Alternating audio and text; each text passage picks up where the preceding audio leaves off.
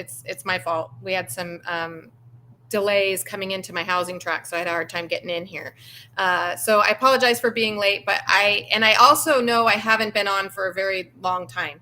And there's reasons for that. But when something really big is happening in the industry, I still am very, very much in it. And it's certainly when I have somebody that I really want to introduce you to, I needed to jump on here because I think you're going to be very, very excited to meet my guest that I have here tonight. So I want to first say welcome to the show, Dr. Linda Loudon. It is just such a pleasure to have you here. Thank you. I'm so happy to be here and happy to chat with you. Thank you. Yeah, it's weird when you live in your own little world for a while and then you start to expand out. And I've reached out to so many veterinarians, and for such a long time, I always tell the story. For such a long time, I didn't think there was any holistic veterinarians that felt the way that I felt. I'm not a vet, but just being in the industry for so long, so it was just such an amazing thing. And you're kind of new to me as far as how long I've been doing it.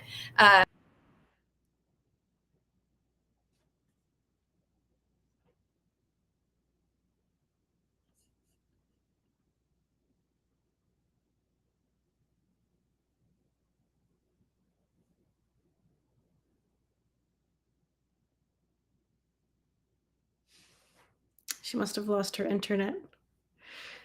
Hopefully she'll be right back. There you are.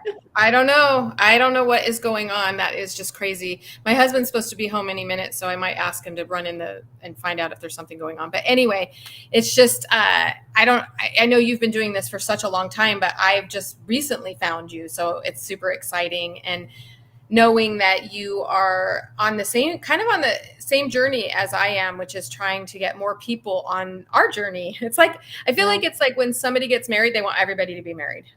Yeah, right. Yeah. Like, I'm married, you should all be married, and it's like everybody should feel what I'm feeling. And so this journey that you're on, we're going to be talking about why I call Dr. Loudon extraordinary. And there's a reason for that. But before I get into why I think you're extraordinary, can you tell us a little about your story and how you became a veterinarian and what made you do that and how you became a holistic vet, like all of it? We want to know all of it. Yeah, I'd love to. So I've been an ER vet for 21 years. I love critical care. That's definitely where I felt most comfortable in surgery. And I grew up a healer. I always felt like I was a healer. I knew that was my purpose. And then I got into being a vet, and I got a little bit more scientific, right? Because I wanted to be a really good ER vet. And so I learned as much as I could and got as good as I could at that. And I started to see patterns that started to worry me. I saw just canine obesity, just every dog walking through my door having, so true. Yeah, just overweight, dry coats, brittle hair, all this metabolic diseases, these chronic diseases. And I'm like, we're doing something wrong here, right? This is something that we're doing. And, but then I left the ER for a year and I went into general practice. Long story why I did that, just for the business part of things. And I really my eyes were really open then, because I didn't know about vaccines. I was an ER vet, and I was working for a corporation who sat me in front of a computer in front of an expert every week on why I have to give Lyme disease or all the dogs are going to die, why I have to recommend their flea and tick products that burn every time they place it on the dogs, but just tell the owners to distract the dog with peanut butter while it's burning their coat. It'll be fine. And I realized I was harming dogs, right? Like, I was no longer a healer. I was instructed to give 3 to 4 vaccines at a time to a little Maltese that sits on somebody's lap all day. And I was like, okay, well, this isn't for me. And I went back to the ER and I got angry, because it became even more obvious to me that the animals I was trying to save, the most critical, the majority of them were because something that was being recommended or done on the other side. Wow. And I don't think it's intentional. I have to say that, I love veterinarians. We all get it in. We all have great hearts and we get into it for the right reasons. But it's misinformation that's coming down the line. It's lack of, nutrition education in vet schools, and I would see that little Maltese in my ER for immune mediated disease 3 weeks later after getting vaccines she didn't need.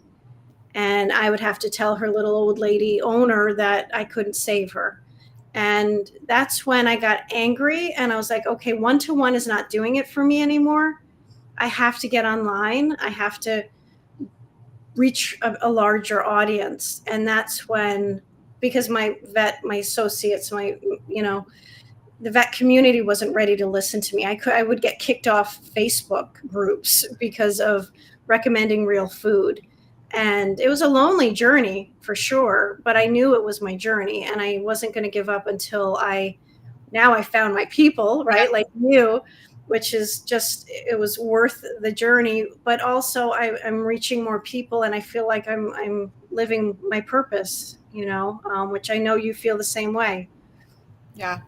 It's what a scary thing to be in an environment where you go all the way through vet school. And I always tell people vet school is a much longer journey than what people realize, right? It really does start in high school.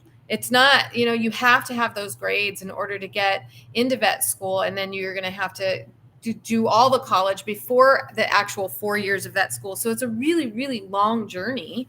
And then to get through that whole journey and then be sitting there in a vet clinic and think, I'm not healing anybody. I'm Harming. I'm harming. I can't. I look back on the days. I mean, I was just a vet tech, and I mean, the things I did. I'm the one that's stamping the vaccines, and I'm the one up in front. Oh yeah, you got to do all this stuff. And I look back on it, and it hurts my heart to think of all the stuff I did. I mean, I sold more science diet than probably anybody because I sat through those very similar meetings, right? Where that was our nutrition training from a salesman. Where they tell you all about the science behind it. And and so I think that's when I talk to veterinarians like you, I think that it is what empowers you even more, is knowing that there is this history back there that I don't know about you, but some of the vets I've talked to said that they feel like they've got a lot of making up to do. They're like, now I'm going to talk about it. Yeah. And I'm lucky that I was in the ER and it wasn't my whole career. It was just a year of me. But I've talked to those owners whose dogs I gave too many vaccines to, and I've apologized to the ones that I still know. And they've, and then I've coached them and said, don't do that anymore. Right. Right. So, and we only know what we know, right, at the time, and we can only do better once we know it. And the same with dog guardians. You and I have both heard so many horror stories about dog owners who have been told to do that, and now they're living with the guilt because they made that decision, or they fed that food that ended up killing their dog. And I know you went through it too, but you didn't know that then, right? Yeah. So we have to then take what we learn and then share it, and try and prevent it from happening to others. Don't you? Nope, she's gone again. Hi, Michelle Allen. I see you on here. Hi, Lillian. Love that you guys are here.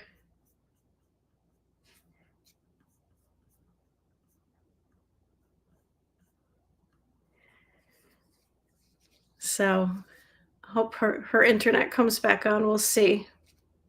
Let me turn my phone on in case she needs to get in touch with me.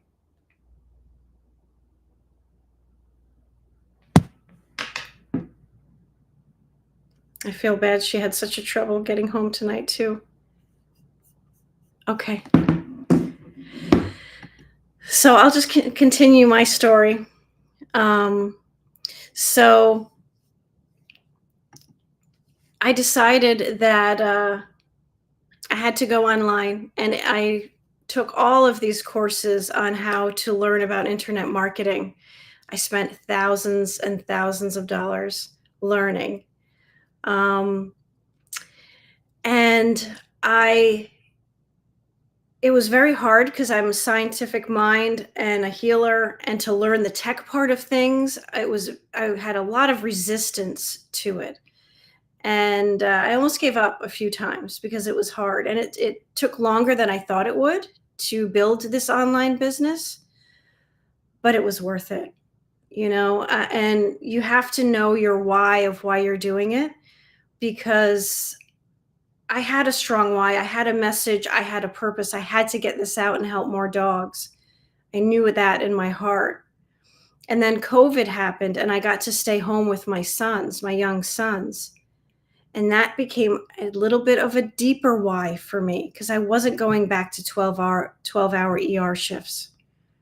And I was like, okay, I'm burning the boats. I'm quitting my full-time job. I still kept it part-time.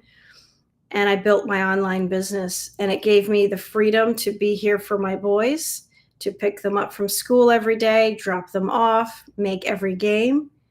And it gave me my voice to share with dog guardians the knowledge that I knew that was obvious to me, but that doesn't seem to be obvious to other veterinarians yet.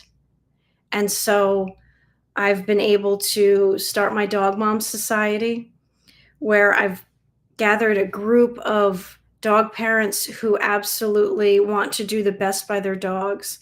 And we meet every week, and I can nurture their knowledge and help them grow and help them make sure they're making great decisions for their dog's health. And my next step, I realized I've cracked this code. I figured out this online thing. I still got more to learn, of course, and more, hopefully will grow a lot more than I already have. But I realized that I needed to start teaching how to do it, because now I knew how to do it. And so now I started teaching friends and other colleagues who wanted to start online businesses. And now I'm doing the Michelle saying I love the Dog Mom Society. She's one of my best members. They're all wonderful. So my next adventure is my Canine Leadership Summit. It's on June 22nd and 23rd, so 8 days away. I'm so excited. And Carrie is going to be one of the speakers. She's going to talk about podcasting and how she started her podcast. And I'm doing this summit so that we can teach others how to bring their voices and their knowledge to the canine space, to the internet, so that they can build online businesses and grow this mission and this change the way we're caring for our animals. So the Canine Leadership is June 22nd and 23rd. I think Carrie and I are going to come back on again and try this at a later date, maybe next week, once her internet is fixed. I bet it has something to do with why she had to get around, construction in her development. They're probably messing with her internet. So I'm going to sign off, but thank you all for coming, and we will let you know when Carrie has her internet fixed, and we'll try this again. Thanks for coming tonight, everybody.